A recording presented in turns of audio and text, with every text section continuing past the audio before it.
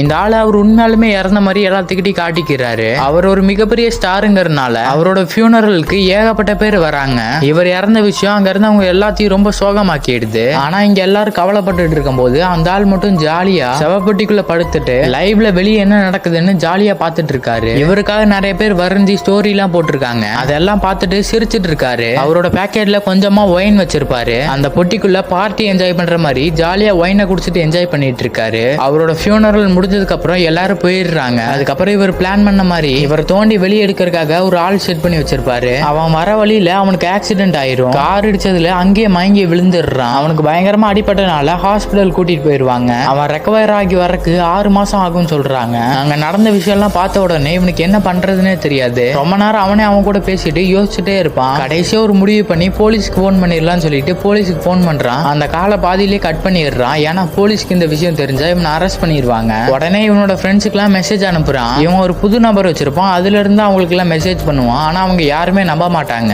யாரோ ஸ்கேம் தான் பண்றாங்கன்னு நினைச்சிட்டு நம்ப மாட்டாங்க. உடனே அவனோட எக்ஸுக்கு கால் பண்ணி பேசுறான். இவன் போட்ட பிளான் இவனுக்கு நடந்த விஷயம் எல்லாத்தையும் அவட்ட சொல்லுவான். அவளும் வேற யாரும் ஏமாத்துறாங்கன்னு நினைச்சு சரின்னு சொல்லிட்டு இருப்பா. இவன் வீடியோ கால் பண்ண உடனே அவளும் அட்டன் பண்ணிடுவா. இவனை பார்த்த உடனே பயங்கரமா ஷாக் ஆயிடுவா. அந்த ஷாக்ல அவ கையில வச்சிருந்த போனே கீழே போட்டுருவா. போன் எடுத்து பேசினதுக்கு அப்புறம் தான் உண்மையாலுமே நம்புவா. சரி நான் உன்னை காப்பாத்துறதுக்கு வரேன் அப்படின்னு சொன்ன உடனே இவனுக்கு ரொம்ப சந்தோஷம் ஆயிடுது. அதுக்கப்புறம் 2 பேரும் பேசிட்டு காலை கட் பண்ணிடுறாங்க. இப்போ மறுபடியும் அவன் வச்சிருக்க ஒயின் எடுத்து குடிப்பான். அதுக்கப்புறம் அவன் போன்ல கேம் விளையாண்டு இருப்பான். அப்போன்னு பார்த்து அவனுக்கு ஒரு கால் வரும். அட்டன் பண்ணி பேசும்போது என்ன சொல்லுவாங்கன்னா, உங்களுக்கு தான் கடைசியா கால் வந்திருக்கு. இவங்க திடீர்னு ஒரு பாப்புலரான ஸ்டாரோட கல்லறைக்கு போய் தோன்றாங்க. அதனால அவங்கள நான் மென்டல் ஹாஸ்பிட்டல் கூட்டிட்டு போறோம் அப்படின்னு சொல்லிடுறாங்க. இந்த விஷயம் எல்லாம் அவனுக்கு இன்னும் தூக்கி வாரி போடுது.